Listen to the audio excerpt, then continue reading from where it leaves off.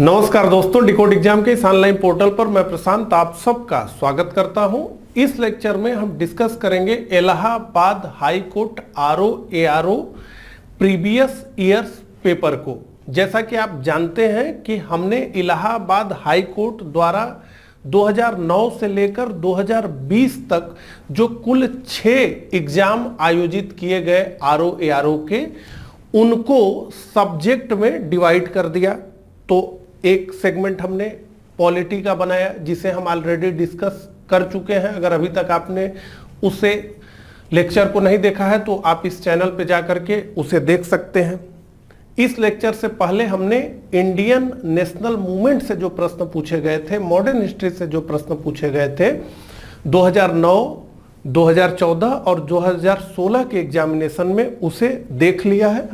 इस लेक्चर में हम आगे बढ़ेंगे 2017, 2019 और 2020 के प्रश्नों को देखेंगे।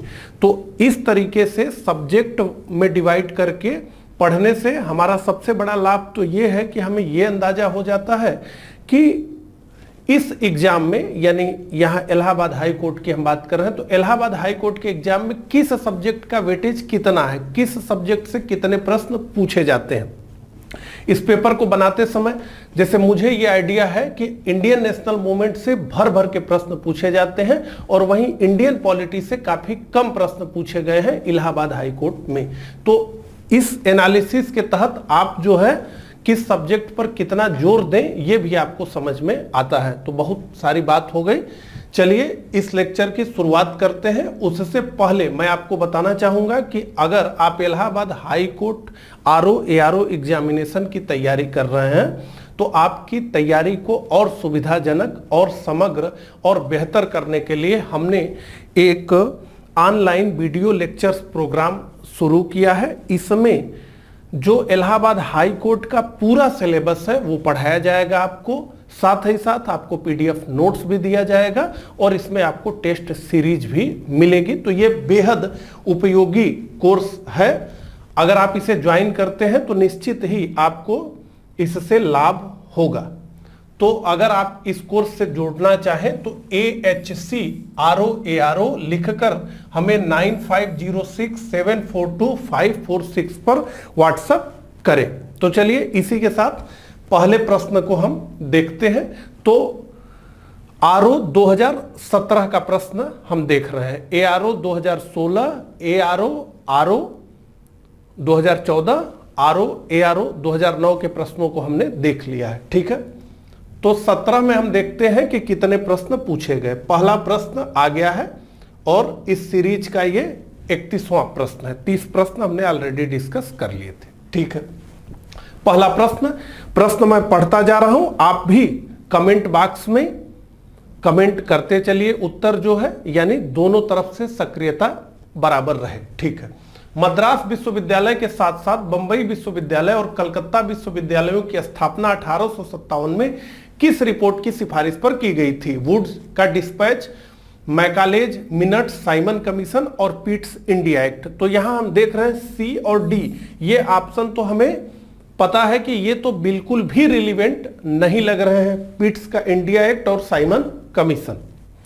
तो इसका जो हमारा उत्तर है वो है वुड्स का डिस्पैच, जो 1854 में आया था और उसके बाद एक वैधानिक आयोग का गठन करके फिर जो है फाइनली इन विश्वविद्यालयों की स्थापना की गई।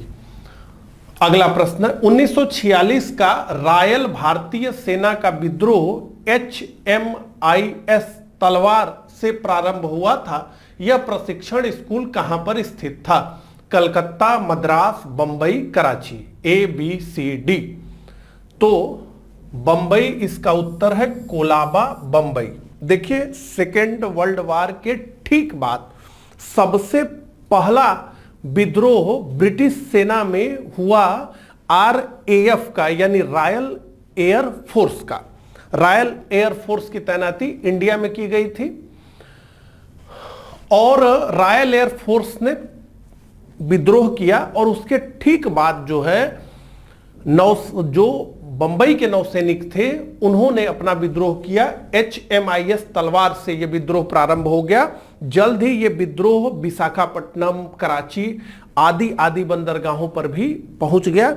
ब्रिटिश राज को हिलाने में सेकेंड वर्ल्ड वार के बाद इस विद्रोह ने अपनी बहुत महत्वपूर्ण भूमिका निभाई, क्योंकि 1857 के पश्चात ये इतना व्यापक ब्रिटिश विरोध पहली बार हुआ था।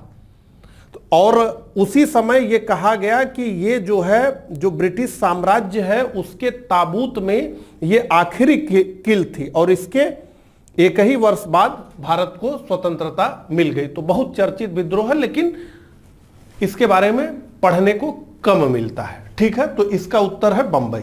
आगे, मोहम्मडन एंग्लो ओरिएंटल कॉलेज, जो बाद में अलीगढ़ मुस्लिम विश्वविद्यालय के रूप में प्रसिद्ध हुआ, की स्थापना किसने की थी? तो मोहम्मडन एंग्लो ओरिएंटल कॉलेज के संस्थापक कौन है, यह पूछा जा रहा है। खान अब्दुल गफ्फार खान, सर सैयद अहमद खान, अबुल कलाम आजाद, मिर्जा गुलाम अहमद। निश्चित रूप से यह आसान प्रश्न है और इसका उत्तर है सर सैयद अहमद खान। सर सैयद अहमद खान एक बहुत बड़े नाम, और इन्हें हम मानते हैं कि इन्होंने पहली बार हिंदुओं के हितों को मुस्लिम हितों से अलग कर दिया।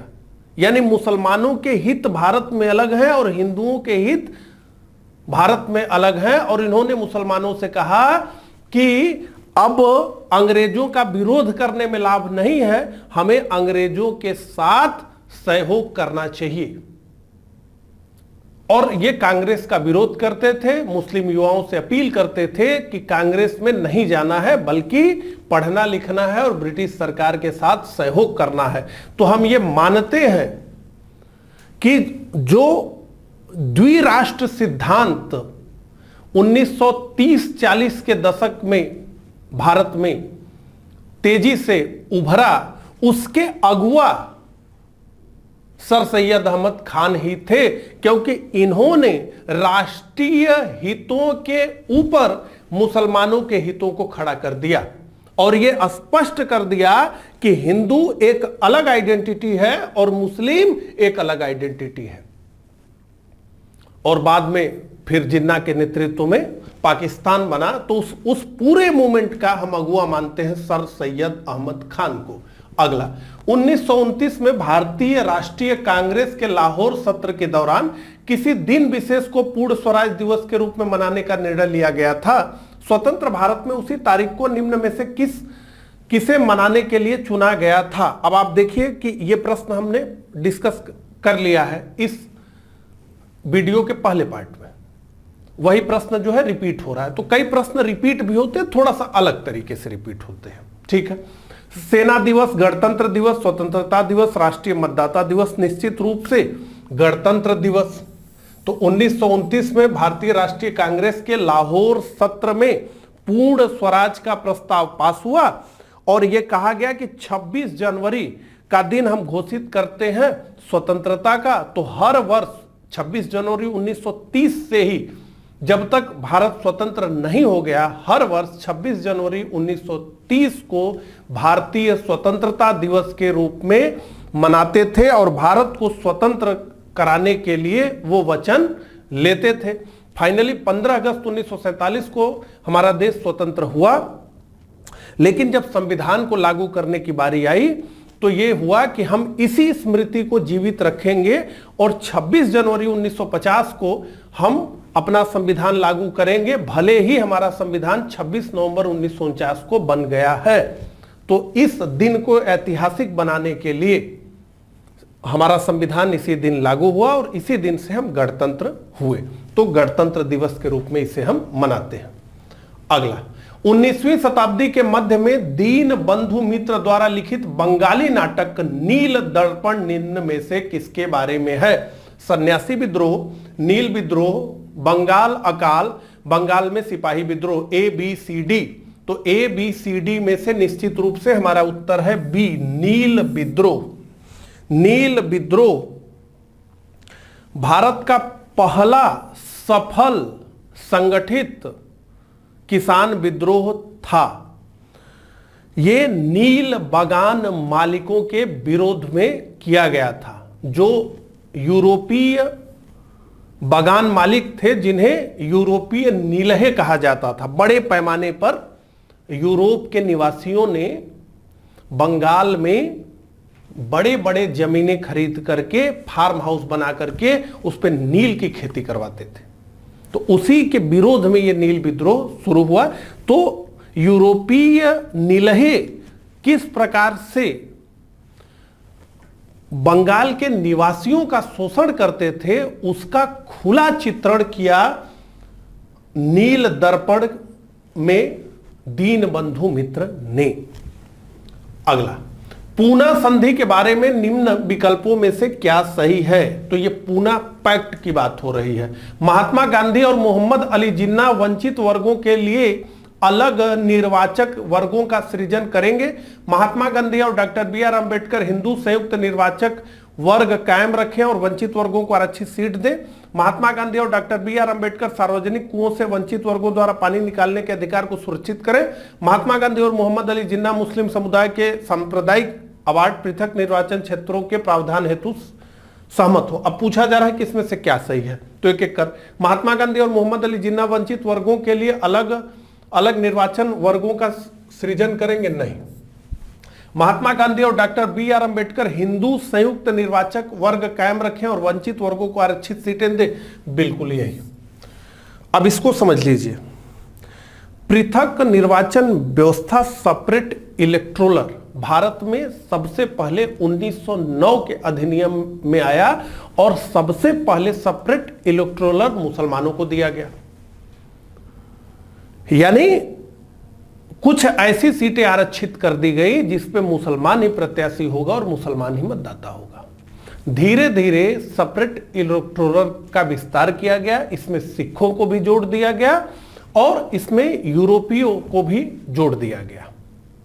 फाइनली सेकेंड गोलमेज सम्मेलन के बाद ब्रिटिश प्रधानमंत्री रैमजे मैकडोनाल्ड ने घोषणा की, जिसे हम डोनाल्ड अवार्ड या कम्युनल अवार्ड के नाम से जानते हैं। उस कम्युनल अवार्ड ने दलितों को भी पृथक निर्वाचन व्यवस्था दे दिया। और जैसे ही ये हुआ, महात्मा गांधी अत्यंत दुखी हो गए और उन्होंने इसका खुलकर के विरोध किया, क्योंकि उन्होंने कहा कि दलितों को की सामाजिक अवस्था को सुधारने की जरूरत है, रचनात्मक कार्य किए जाने की जरूरत है, छुआछूत के विरुद्ध अभियान चलाए जाने की जरूरत है, ना कि उन्हें पृथक निर्वाचन व्यवस्था देकर के सदा सदा के लिए हिंदुओं से अलग एक दलित आइडेंटिटी क्रिएट करने की है। और उस समय सविनय अवज्ञा आंदोलन के कारण गांधी जी यरवदा जेल में बंद थे, वहां वो अनशन पर चले गए। 20 सितंबर को डॉक्टर अंबेडकर पर बहुत दबाव पड़ा कि लगता है कि गांधी जी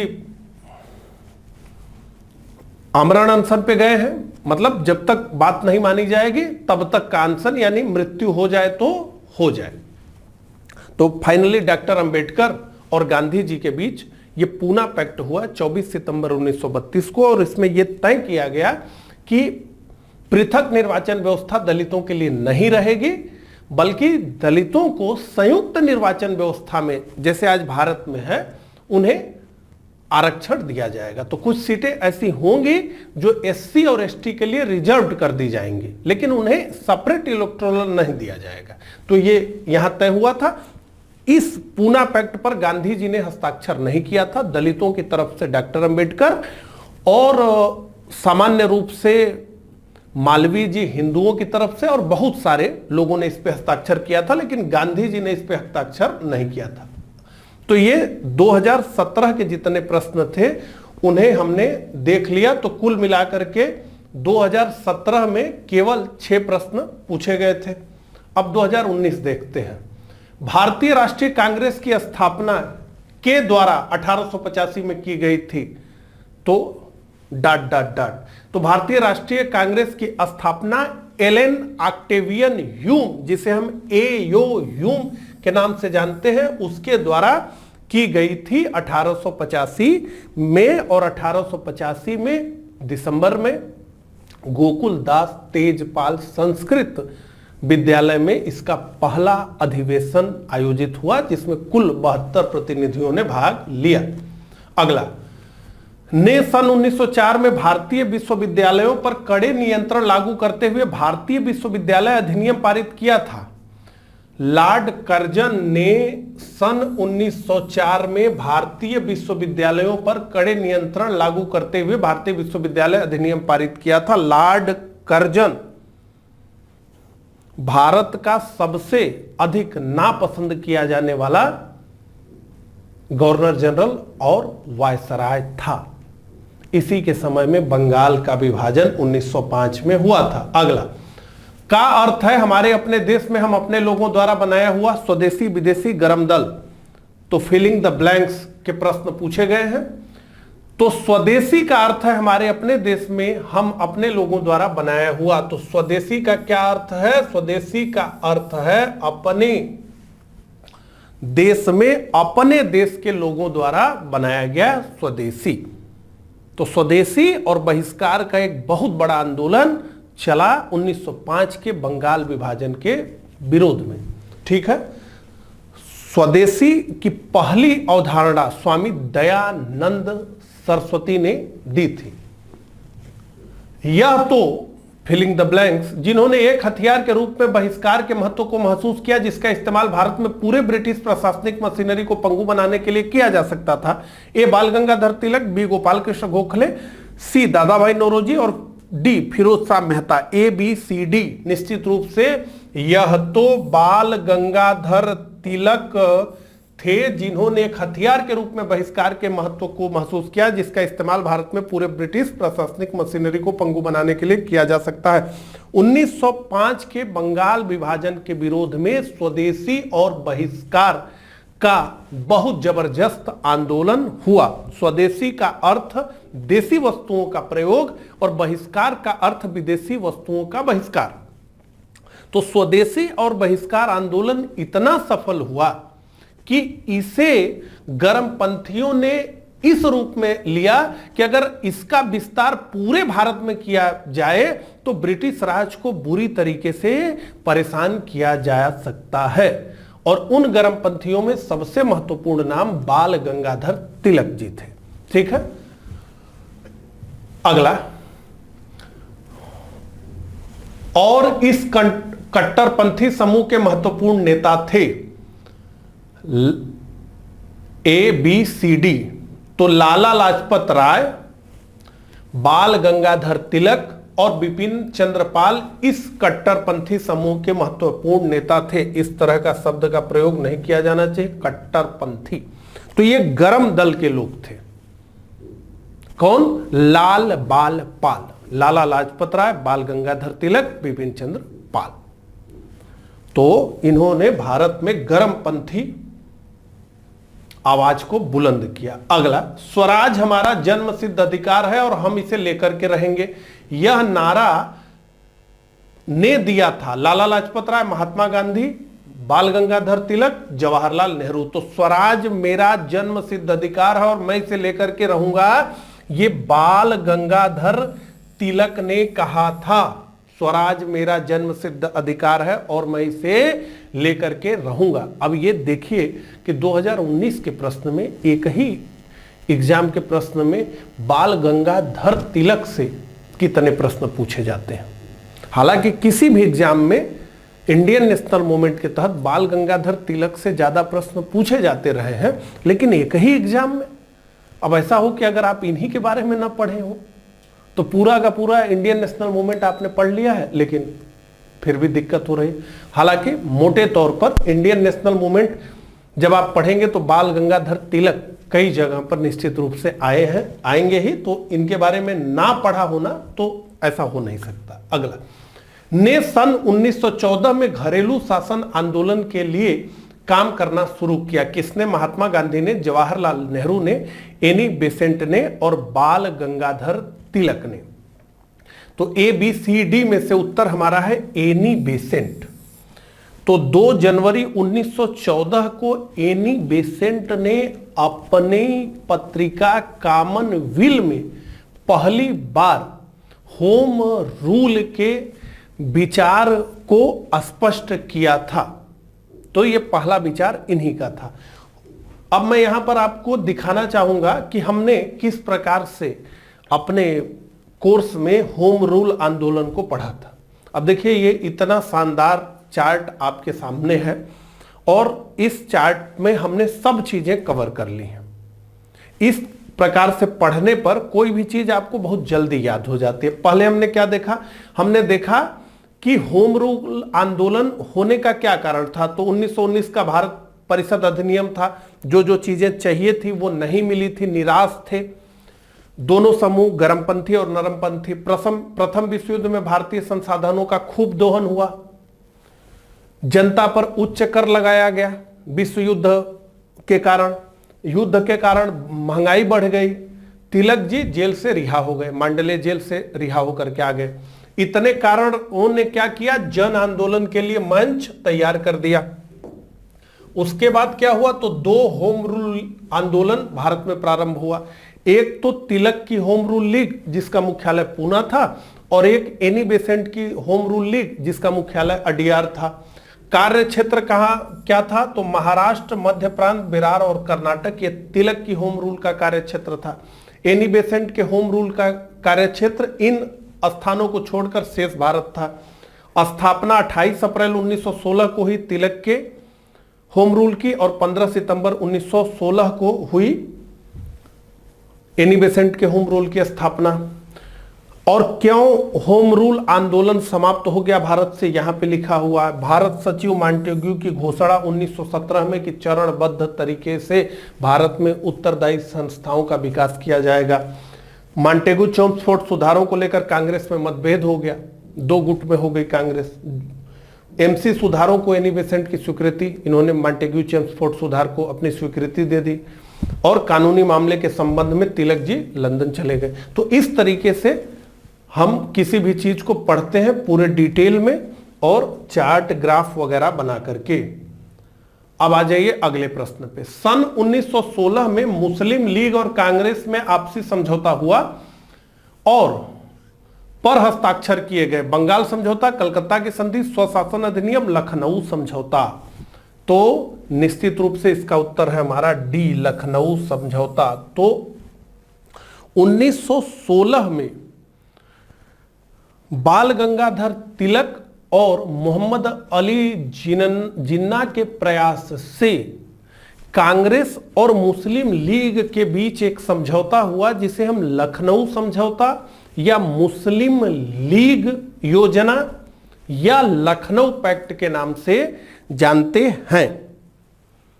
इस लखनऊ पैक्ट में कांग्रेस के से एक ऐतिहासिक भूल हुई और वो इतनी बड़ी भूल थी कि इस लखनऊ पैक्ट को यह कहा जाता है कि लखनऊ पैक्ट वो एक नींव थी जिसने अगले 20 वर्षों में भारत का विभाजन करा दिया। क्योंकि लखनऊ पैक्ट में मुस्लिम लीग को का समर्थन पाने के लिए कांग्रेस ने सेपरेट इलेक्टोरल को मान्यता अपनी प्रदान कर दी। कांग्रेस शुरू से 1909 से ही पृथक निर्वाचन व्यवस्था की विरोधी थी, लेकिन 1916 में कांग्रेस ने पृथक निर्वाचन व्यवस्था को अपनी मान्यता दे दी।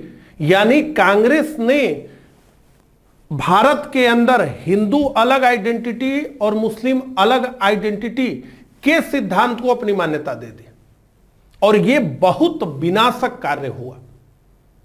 कांग्रेस के मान्यता मिलते ही अब खुले तौर पर राष्ट्र की बात न करके एक वर्ग की बात की जाना ही औपचारिक हो गए। तो यह बहुत लखनऊ समझौते में ही हुआ और यह बहुत गड़बड़ काम हुआ। अगला की स्थापना 30 दिसंबर 1906 को की गई थी।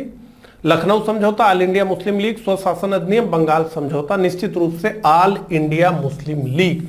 1905 का बंगाल का विभाजन, जिसके द्वारा संयुक्त बंगाल, जिसमें कि हिंदू बहुमत में थे, उसको दो भागों, पूर्वी बंगाल और आसाम और पश्चिमी बंगाल में विभाजित कर दिया गया लॉर्ड कर्जन द्वारा।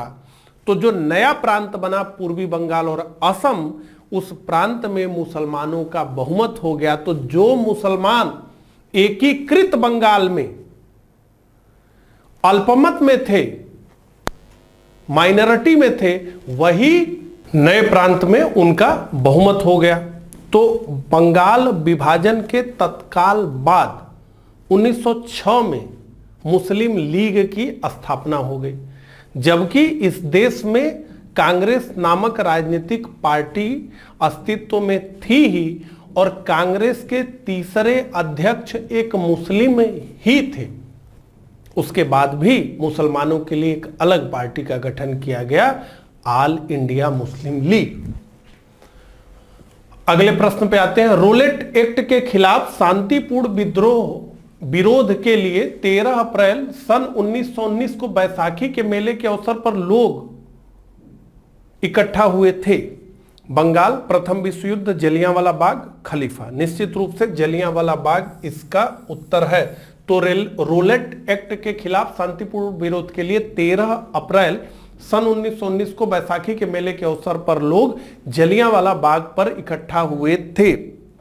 तो रोलेट एक्ट, जिसे भारतीयों ने काला कानून कहकर के संबोधित किया, क्योंकि रोलेट एक्ट बिना अपील, बिना दलील और बिना वकील का कानून था। यानी सरकार जिसे चाहे, जब चाहे, जब तक चाहे गिरफ्तार करके जेल में डाल सकती थी। तो व्यक्तिगत स्वतंत्रता के इस अपहरण को जो रोलेट एक्ट कर रहा था, व्यापक विरोध झेलना पड़ा। और इसी के तहत पंजाब के दो बड़े नेता डॉक्टर सैफुद्दीन किचलू और डॉक्टर सत्यपाल को ब्रिटिश सरकार ने गिरफ्तार किया, जिनकी गिरफ्तारी के विरोध में जलियांवाला बाग में हजारों लोग इकट्ठा हुए, जहां पर कि जनरल आर डायर पहुंचा और सीधे उसने स्ट्रेट फायरिंग करने का आदेश दे दिया, जिसमें कि सैकड़ों लोग मारे गए, हजारों लोग घायल हुए। अगला, बनारस हिंदू विश्वविद्यालय की स्थापना किस वर्ष हुई थी? 1910, 1916, 1920, 1921। तो ए बी सी डी। तो इसका उत्तर है बी। 1916 में पंडित मदन मोहन मालवीय के द्वारा बनारस हिंदू यूनिवर्सिटी की स्थापना की गई थी। बी इसका हमारा उत्तर है। अगला, 1857 का भारतीय विद्रोह निम्नलिखित में से किस स्थान पर से प्रारंभ हुआ था? Varanasi, Meerut, Faizabad, Lucknow. A B C D. तो इसका उत्तर हमारा है निश्चित रूप से डी, मेरठ से शुरू हुआ था। हमने किस प्रकार से इस टॉपिक को पढ़ा था वो आपके सामने है, आप देख सकते हैं किस तरीके से हमने एक जो है टाइम लाइन बना करके इसको पूरा देखा। यहां से हमने शुरू किया 26 फरवरी 1857। इस दिन क्या हुआ? तो इस दिन बहरामपुर के सैनिकों का कारतूस प्रयोग से इनकार। वो बात फैल गई कि जो नई बंदूक आई है उसका जो कारतूस है, उसकी जो गोली है, उसको मुंह से खींचना होता था और वो उस पर गाय और सुअर की चर्बी का प्रयोग किया गया, जिसे दांत से काटना होता था। तो इस बात ने मुस्लिम और हिंदुओं की भावनाओं को भड़का दिया। तो प्रथम बहरामपुर के सैनिकों का कारतूस प्रयोग से इनकार, यह प्रथम मामला था। 29 मार्च 1857 को क्या हुआ? तो 34वीं रेजिमेंट बैरकपुर, बंगाल की बात हो रही है, मंगल पांडे ने विद्रोह किया, लेफ्टिनेंट बाग और मेजर सार्जेंट ह्यूसन की हत्या कर दी। 8 अप्रैल को क्या हुआ? मंगल पांडे को फांसी दे दी गई, रेजिमेंट को भंग कर दिया गया। 24 अप्रैल को क्या हुआ? तो मेरठ में तैनात देसी घुड़सवार सेना के कुछ सिपाहियों का कारतूस प्रयोग से इनकार। इन्होंने कहा कि हम नहीं कारतूस का प्रयोग करेंगे। ब्रिटिश राज द्वारा क्या किया गया? तो सिपाहियों को सेवा से बर्खास्त कर दिया गया और इन्हें 10 वर्ष की सजा सुना दी गई। यह कब हुआ? 9 मई 1857 को। क्या हुआ? सिपाही सेवा से बर्खास्त, जिन्होंने कारतूस प्रयोग से मना किया था उनको सेवा से बर्खास्त कर दिया गया, नौकरी से निकाल दिया गया और साथ ही साथ 10 वर्ष की सजा भी उनके लिए निश्चित कर दी गई। यह 9 मई 1857 को हुआ। जैसे ही यह हुआ 9 मई को, 10 मई को हुआ मेरठ में तैनात संपूर्ण ब्रिटिश भारतीय सेना ने विद्रोह कर दिया, अपने साथियों को मुक्त करवाया और दिल्ली की ओर बढ़ चले। अब ये फिर 12 मई को दिल्ली पहुंचे। फिर 20 सितंबर 1857 में कैसे दिल्ली का फाल हुआ वो भी, और इसके बाद अब आगे देखिए किस तरह से जो महत्वपूर्ण सेंटर्स थे उन्हें हमने कवर किया है। अवध विद्रोह की ओर, तो अवध में क्या हुआ? लखनऊ के सिपाहियों का विद्रोह, बिरजिस कादिर को नवाब घोषित करके बेगम हजरत महल ने मोर्चा खोल दिया। 30 मई 4 जून 1857। उसके बाद जो है कैंपोल द्वारा विद्रोह को दबाया गया, मार्च 1858। इधर कानपुर विद्रोह की ओर हो गया। कानपुर अंग्रेजों के हाथ से निकला। नाना साहब, जिनका नाम था धोधू पंत, वो उनको पेशवा घोषित कर दिया गया। फिर किस प्रकार से कानपुर का सेंटर गया? कैंपवेल द्वारा कानपुर पर संपूर्ण अधिकार, 16 दिसंबर 1857। उसके बाद झांसी में रानी की हुंकार, क्या हुंकार थी? कि मैं अपनी झांसी किसी को नहीं दूंगी। 5 जून 1857 को झांसी ने भी विद्रोह का नेतृत्व संभाल लिया।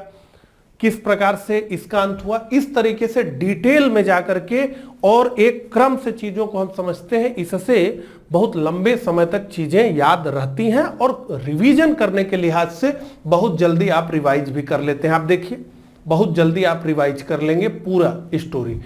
ठीक है, तो अब हम आ गए आरओ 2020 के प्रश्नों पर। अब इसे देखना शुरू करते हैं।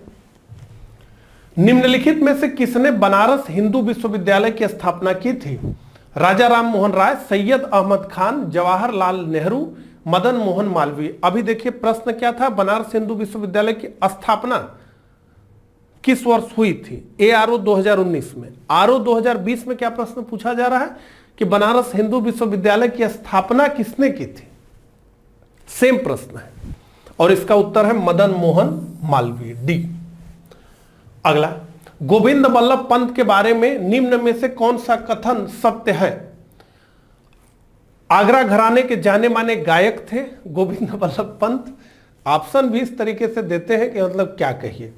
उत्तर प्रदेश के प्रथम राज्यपाल, उत्तर प्रदेश के प्रथम मुख्यमंत्री, शास्त्रीय नृत्य शैली कथन के महत्वपूर्ण प्रतिपादक। तो गोविंद बल्लभ पंत उत्तर प्रदेश के प्रथम मुख्यमंत्री थे। अगला, बंगाल में 1700 के उत्तरार्ध में स्थापित सत्ता शासन के अनुसार निम्नलिखित में से कौन सा सत्य नहीं है? इस ऑप्शन को पढ़ने के बाद यह स्पष्ट हो रहा है और इस टाइमलाइन को पढ़ने के बाद यह स्पष्ट हो रहा है कि यह बात हो रही है अस्थाई बंदोबस्त की, यानी परमानेंट सेटलमेंट की, यानी चिरस्थायी बंदोबस्तों की। कंपनी के राजस्व के भुगतान की जवाबदारी जमींदार की थी, निश्चित रूप से थी। गांव के रैयत जमींदारों को किराया देते थे, निश्चित रूप से देते थे। गांव के रैयत जमींदारों को किराया देते थे, जमींदार ब्रिटिश राज को। जोतदार अन्य रैयतों को कर्जा देते थे और उनकी उपज बेचते थे। यह रिलीवेंट तो नहीं है लेकिन ठीक है। रैयत गांव में राजस्व मांग को बांटते थे, तो यह नहीं था। तो डी नहीं है 51 का उत्तर। अगला, 1885 में स्थापित भारतीय राष्ट्रीय कांग्रेस के पहले अध्यक्ष कौन थे? मोतीलाल नेहरू, डब्ल्यू.सी. बनर्जी, जवाहरलाल नेहरू, महात्मा गांधी। तो निश्चित रूप से गोकुल दास तेजपाल। संस्कृत विद्यालय में पहला अधिवेशन कांग्रेस का 1885 में हुआ था, दिसंबर के महीने में, और इसकी अध्यक्षता डब्ल्यू.सी. बनर्जी ने की थी। अगला, निम्नलिखित स्थानों में से गदर आंदोलन कहां प्रारंभ हुआ था? बर्मा, ऑस्ट्रेलिया, संयुक्त राज्य अमेरिका, जापान। ए, बी, सी, डी। तो इसका उत्तर है संयुक्त राज्य अमेरिका, सी। तो भारत के बाहर भी बहुत सारे क्रांतिकारी संगठनों की स्थापना की गई थी, जिसमें कि हम लंदन में इंडिया हाउस को जानते हैं, जिसकी स्थापना श्याम जी कृष्ण वर्मा ने की थी, और इंडिया हाउस के एक प्रमुख नेता स्वातंत्र्य वीर विनायक दामोदर सावरकर भी थे। तो उसी प्रकार से संयुक्त राज्य अमेरिका में गदर पार्टी की स्थापना सोहन सिंह भाकना और लाला हरदयाल के नेतृत्व में हुई थी और ये जो गदर पार्टी थी ये एक गदर पत्रिका को प्रकाशित करती थी और बहुत उत्तेजक लेख होते थे गदर पत्रिका में। तो इसी वजह से इसकी पार्टी को भी गदर पार्टी कहा गया। तो संयुक्त राज्य अमेरिका इसका उत्तर है। अगला, 1853 में अंग्रेजों ने भारत का रेल मार्ग कहां से बनाया जहां पहली ट्रेन चली? बॉम्बे से ठाणे, बॉम्बे से पुणे, बॉम्बे से नासिक, पुणे से ठाणे। तो 1853 में भारत में पहली रेल बॉम्बे से ठाणे के बीच चली या ठाणे के बीच चली। ठीक है, ये हमारा उत्तर है। अगला, लॉर्ड डलहौजी ने हड़प नीति का इस्तेमाल क्यों किया था? झांसी राज्य से युद्ध करने के लिए, झांसी राज्य को हड़पने के लिए, झांसी की रानी लक्ष्मीबाई को गिरफ्तार करने के लिए, रानी लक्ष्मीबाई को प्राणदंड देने के लिए। तो देखिए, डॉक्ट्रिन ऑफ लैप्स जो है केवल झांसी के लिए थोड़े आई थी, ये तो राज्य हड़पने के लिए आई थी।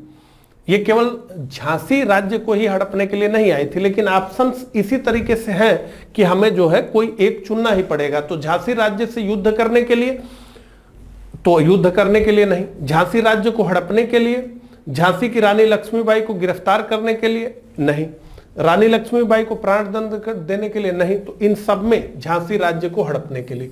और ये पूरी नीति तो देसी राज्यों को, जो प्रिंसली स्टेट्स थे, उनको हड़पने के लिए ही तो था, नेटिव स्टेट जो थे।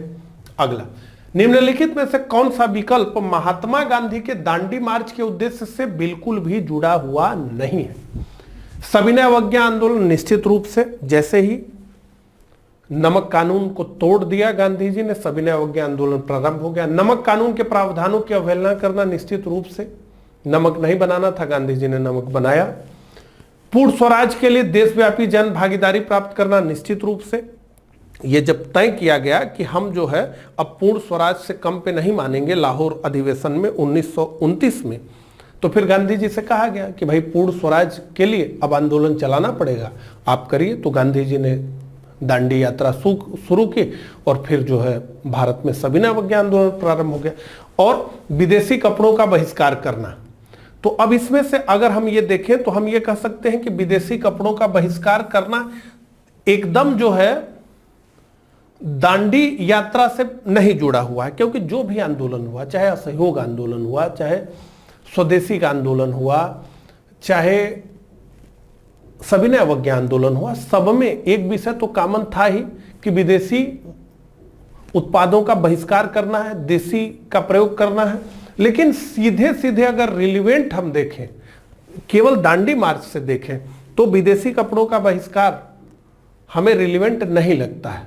लेकिन अगर हम ऐसे माने तो इसमें सभी के सभी जो है जुड़े हुए हैं दांडी यात्रा से।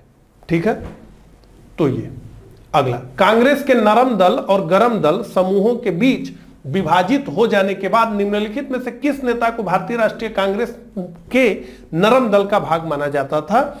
ए, B, C, D. Lala Lajpat Rai, Gopal Krishna Gokhale, बाल गंगाधर तिलक, बिपिन चंद्र पाल। निश्चित रूप से बी, गोपाल कृष्ण गोखले प्रमुख नरमपंथी नेता और 1905 के कांग्रेस के बनारस अधिवेशन के अध्यक्ष।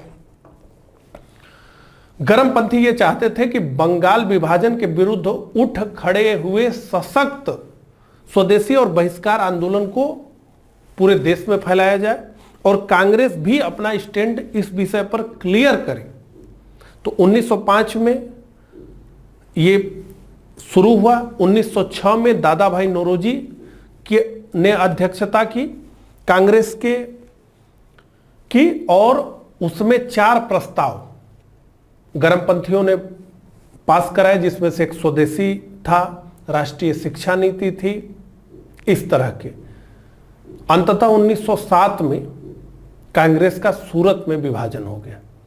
कांग्रेस के जो गरमपंथी नेता थे उन्हें कांग्रेस से बाहर कर दिया गया। उसके बाद कांग्रेस को 1907 से लेकर 1916 तक, जब तक कि दोनों गुटों का पुनर्मिलन न हो गया, तब तक एक मृत प्राय संगठन माना जाता है और जिसे कुछ समय तक मेहता कांग्रेस कह करके भी पुकारा गया। तो फिरोज शाह मेहता और उसके बाद गोपाल कृष्ण गोखले। अगला, निम्नलिखित में से अलीगढ़ मुस्लिम विश्वविद्यालय की स्थापना किसने की थी? अलीगढ़ मुस्लिम विश्वविद्यालय से ये दूसरा प्रश्न है। बदरुद्दीन तैयब जी, हाकिम अली खान, मौलाना अबुल कलाम आजाद, सैयद अहमद खान, निश्चित रूप से डी इसका उत्तर है। सैयद अहमद खान 1877 में मोहम्मडन एंग्लो स्कूल की स्थापना उन्होंने की और बाद में ये अलीगढ़ मुस्लिम यूनिवर्सिटी 1921 में फाइनली बन गया। अगला, भारतीय सुधारकों द्वारा प्रारंभ किए गए सीधे आक्रमण से प्रभावित होकर निम्नलिखित में से किसने सती प्रथा के उन्मूलन का नेतृत्व किया था। अब इंग्लिश में भी इस प्रश्न को मैंने पढ़ करके देखा, वहां भी कोई लॉजिक नहीं बन रहा था इस प्रश्न का। अब ऑप्शन से ही करना होगा, सीधे आक्रमण से और ये क्या क्या। खैर, ज्योतिबा फुले, गोपाल हरि देशमुख, राजा राम मोहन राय, निश्चित रूप से राजा राम मोहन राय इसका उत्तर है सी। तो राजा राम मोहन राय इसका उत्तर है। राजा राम मोहन राय के प्रयासों से लॉर्ड विलियम बंटिंग ने 1829 में सती प्रथा पर रोक लगा दी। अगला, निम्नलिखित में से किस सत्र में दादा भाई नौरोजी ने स्व सरकार या स्वराज को कांग्रेस के लक्ष्य के रूप में घोषित किया। तो ए बी सी डी। तो दादा भाई नौरोजी ने कांग्रेस के 1906 के अधिवेशन में अपने अध्यक्षीय भाषण में कांग्रेस का लक्ष्य स्वराज को घोषित किया। 1906 कलकत्ता इसका उत्तर है। अगला, इनमें से माउंटबेटन योजना के मुख्य बिंदु कौन से थे। अब माउंटबेटन योजना की बात हो रही है, भारत के विभाजन की योजना, जिसे मन बाटन योजना भी कहा जाता है।